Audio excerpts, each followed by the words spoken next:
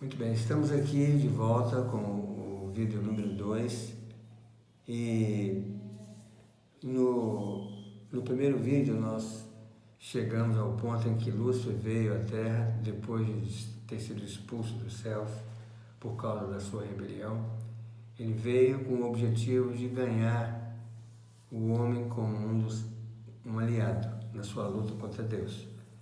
E ele parcialmente conseguiu isso. E também, porque ele conseguiu vencer o homem, ele conseguiu tomar a posição do homem como representante do nosso mundo perante os mundos não caídos. E nós temos uma prova disso quando nós examinamos um texto que está lá em Jó capítulo 2, versículo 1. Diz que veio um dia em que Satanás se apresentou diante de Deus e Deus lhe perguntou: de onde vem Satanás? E ele respondeu: de rodear a terra e passear por ela. Então esse texto aí mostra que Satanás, desde a sua vitória sobre o homem, ele continuou desenvolvendo seus esforços aqui grandemente para destruir a raça humana e também lutar contra o governo de Deus. Mas a decadência do homem não parou aí.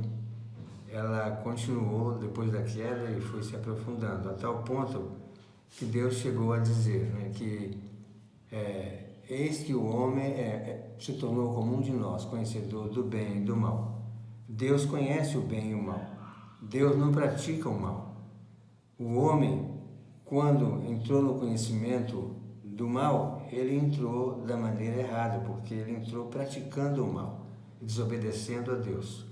E essa desobediência abriu a porta do coração do homem, abriu as portas desse nosso mundo, que era tão perfeito anteriormente, abriu as portas para que o mal aqui se instalasse e se desenvolvesse, trazendo todo esse sofrimento, essa tristeza e essa falta de esperança para a humanidade.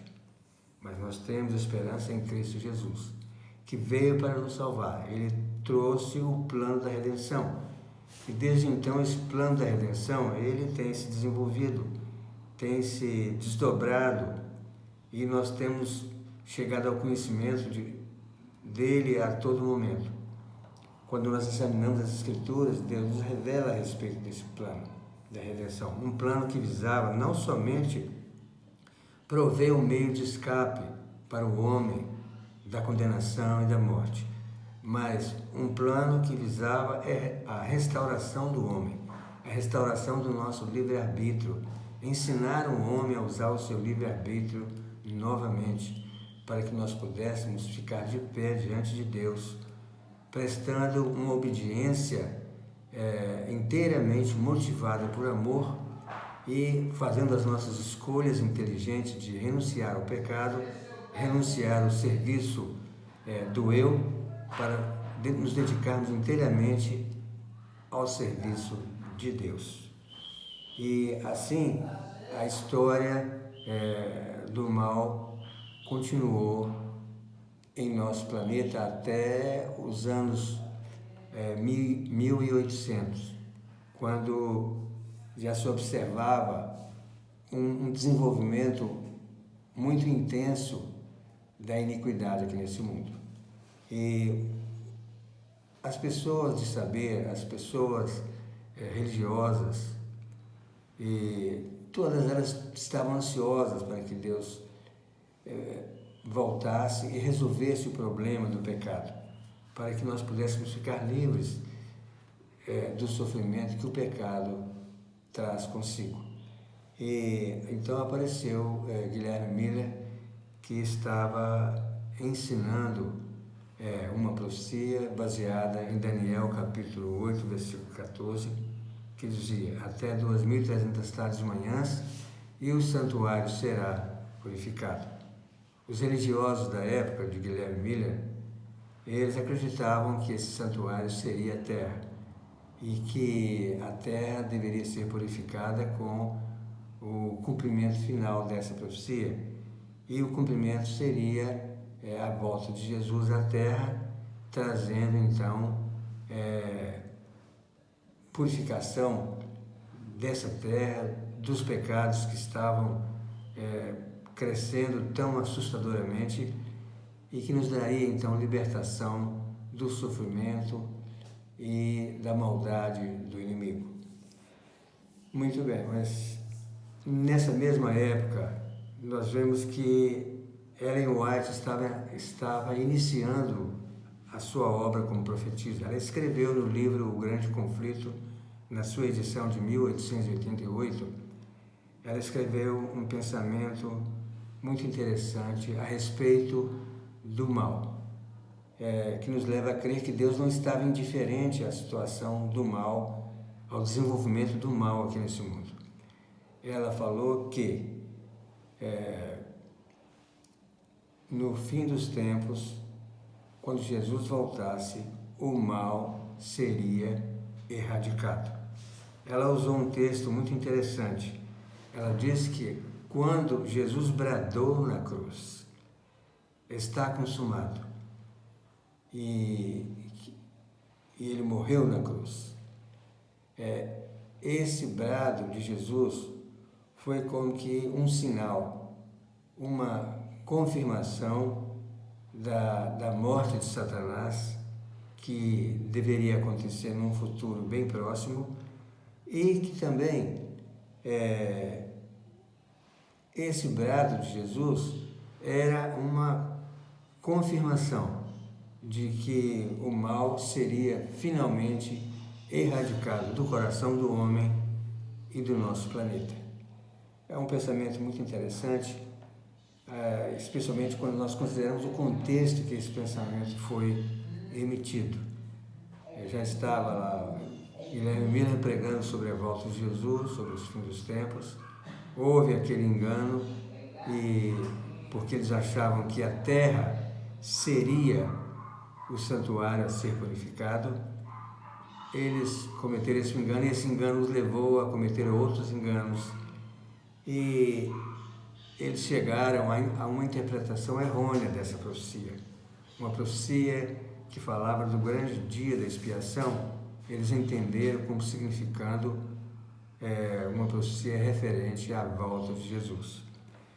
E a história se torna mais interessante ainda. Nos anos 1800, apareceram pessoas que não tinham ligação nenhuma com a igreja. O escritor Dostoiévski, por exemplo, ele escreveu um livro, uma obra literária, na qual ele dizia que se Deus não existe, logo tudo é permitido. Porque a ideia que prevalecia naquela época era que o mundo estava sem lei, o mundo estava sem ordem, e que o mundo estava se aprofundando cada vez mais no pecado, e que o mundo seria finalmente destruído, e que Deus estava indiferente a isso aí. Isso era uma ideia prevalecente entre as pessoas não religiosas, porque os religiosos estavam esperando que Jesus voltasse a qualquer momento. E então, essa declaração de Dostoiévski, ela mostrou que nem todo mundo, mesmo dentre as pessoas não crentes, estavam totalmente ignorantes a respeito da maneira como Deus estava conduzindo os negócios da solução do problema do mal. E isso foi em 1880, quando Dostoiévski publicou o seu livro, um livro intitulado Irmãos Karamazov. Mas logo depois de Dostoiévski ter dito essas palavras, apareceu um outro indivíduo. Nós vemos que a profecia de Guilherme Miller, baseada em Daniel 8,14, ela dizia que até 2.300 tardes e manhãs o santuário será purificado. essa profecia, segundo o entendimento de Guilherme Miller e os demais, teve o seu cumprimento em 1844, em 22 de outubro de 1844. Mas, no dia 15 de outubro de 1844, estava nascendo um homem que iria contribuir grandemente para lançar descrença com relação à erradicação do mal e o trabalho que Deus estava fazendo para resolver o problema do pecado. Esse homem era um filósofo chamado Nietzsche. E Nietzsche, ele era filho de uma família luterana. O pai de Nietzsche, ele era um sacerdote luterano. E o Nietzsche cresceu naquele clima da igreja protestante. O Nietzsche, ele cresceu uma pessoa revoltada com a cultura religiosa do oeste europeu. E ele era muito inteligente, mas aos 24 anos, ele conseguiu ser apontado como o professor geral de filologia na Universidade de Basel, na Suíça. E ele se tornou uma pessoa muito importante naquela época.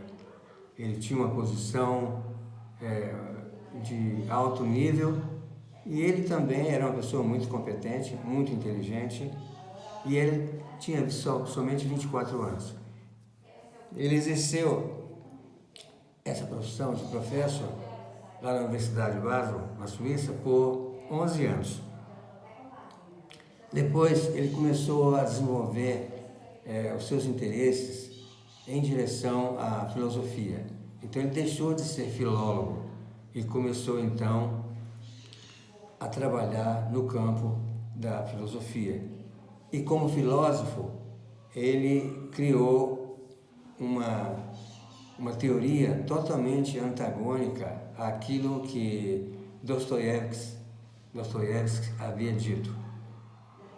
Quando Dostoiévski havia dito que se Deus não existe, logo tudo é permitido, ele dizia que não havia nenhuma lei que nós pudéssemos imaginar ligada, indexada ao universo.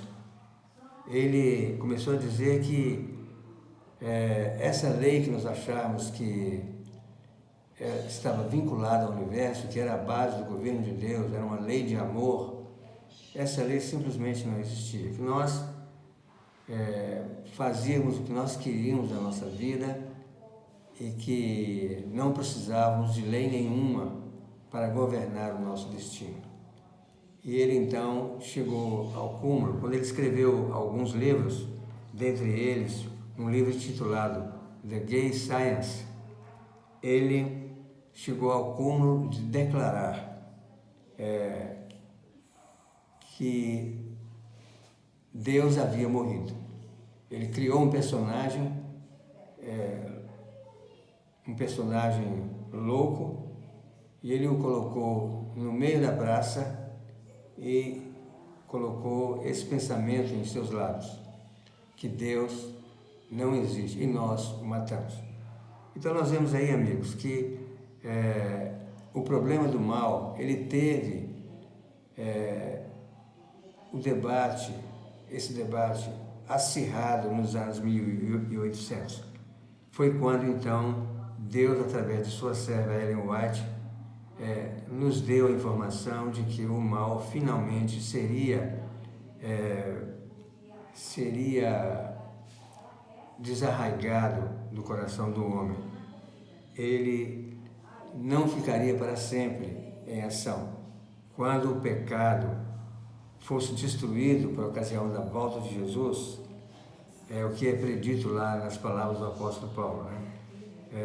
O que é corruptível se revestir de incorruptibilidade, o que é mortal se revestir de imortalidade.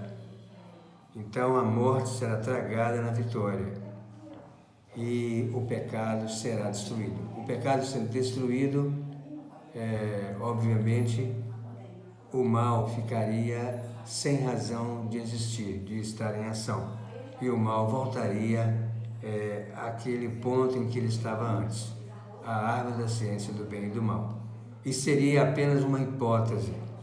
E a raça humana teria o seu livre-arbítrio restaurado por toda a eternidade. E nós viveríamos, os salvos viveríamos na presença do Senhor, exercendo a nossa liberdade como Ele sempre planejou para todos nós, seres humanos santos, que Ele havia criado. Nós vamos voltar na próxima semana com um outro vídeo, mas antes eu gostaria de pedir a vocês para colocarem o seu like, curtir o nosso vídeo e também fazer o compartilhamento com o seu amigo, com a pessoa que você gostaria que tomasse conhecimento desse assunto. E finalmente, você se inscrever no canal, para que nós possamos assim ter o apoio do YouTube e que nós possamos ter condições de prosseguir com esse trabalho de divulgação desse assunto nos próximos vídeos. Muito obrigado pela sua atenção.